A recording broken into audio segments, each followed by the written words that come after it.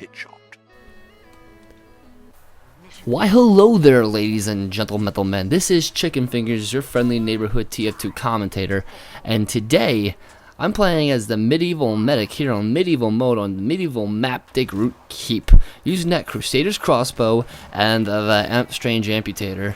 And Goomba Stomps are enabled because apparently Mario Brothers was a hit back in the 1400s. Anyways, gonna take care of some demo men here. Watch how I use this Crusader's crossbow. Hit him before he gets to me, and then follow up with the Amputator. Nice 1-2 punch right there.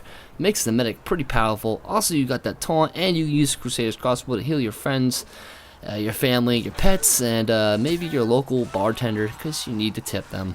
Wait, what? Anyways, gonna talk to you guys today not so much about the video. I want to talk to you more about like how my life was in the Navy, because I get a lot of questions about you know, of course my age always throws people off. People seem to forget that I am actually 25 years old, going on 26 this summer. I love video games. I've been playing them since a kid, and I do not intend to stop just because I'm getting older. You do what you love, what makes you happy, and you don't let society tell you otherwise, unless it's, I like to cut off the heads of 16-year-old little girls and bury them in my backyard. Then I would recommend you stop. But anyways, guys, I was in the Navy between 2004 and 2010.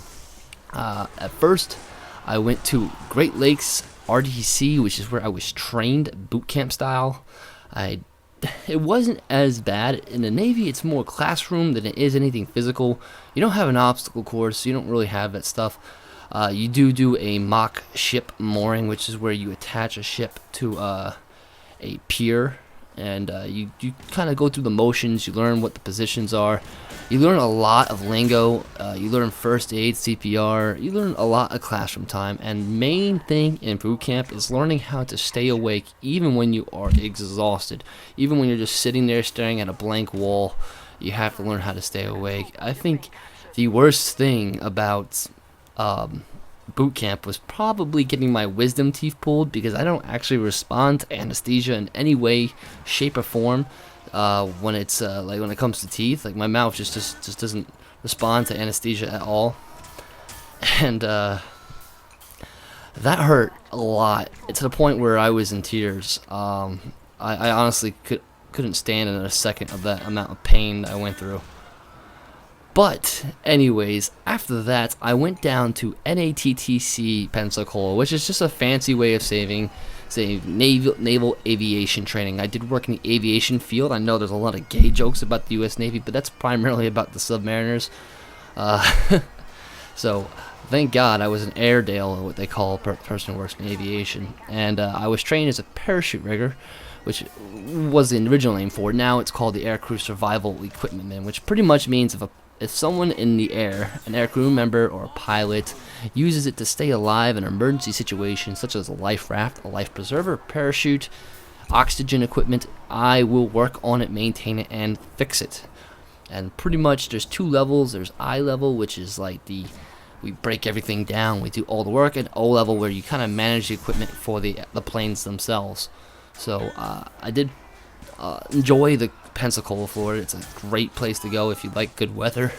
It's just north enough so it's not too hot, and it's just south enough that it's not too cold. It's like Georgia, you know, the Carolinas type weather. It's perfect. It's amazing. Though I did get there in 2005 after, I believe it was Hurricane John had just absolutely crushed that town, and it was a mess when I got there. So I mean, you know, I didn't have much to do there other than stare at what looked like the Katrina aftermath. So after that, I did go to Naval Airfield at Sugi, Japan. And I was there for 2 years. I was shore duty, so I lived in Japan, about 45 minutes west of Tokyo. It was amazing, guys. If you ever get the chance to go to Japan, I highly, highly recommend it. Especially if you're like me, you're tall, you're blonde and blue-eyed. It's a good time out there. A lot of fun. I had made a lot of friends working out there. Had a lot of good experiences. I did a lot of judo while I was out there, and all kinds of crazy stuff. And then after that, I kind of switched gears. I went to a patrol squadron plane, which they're planes that are meant for anti-submarines, so they're pretty much just sub killers.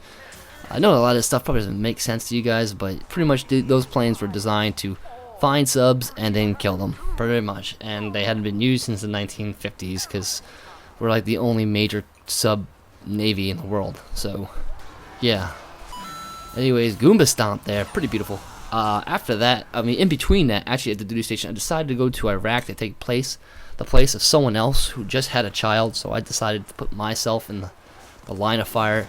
I was a detainee officer there. It's kind of like watching a prisoners, and I would love to talk more about that, but that is a long conversation, guys, and you know, something I would much rather have another video for. So I will look forward to that in the future.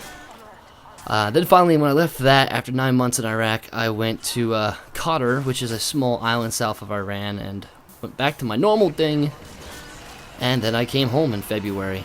And that is the end of the video, guys. I would love to expand on this. If you have any questions, leave them in the comments below. Thank you for stopping by. I hope you enjoyed this. Give me a like if you really liked it. And I hope to see you out there on the battlefield, guys. Peace out, guys.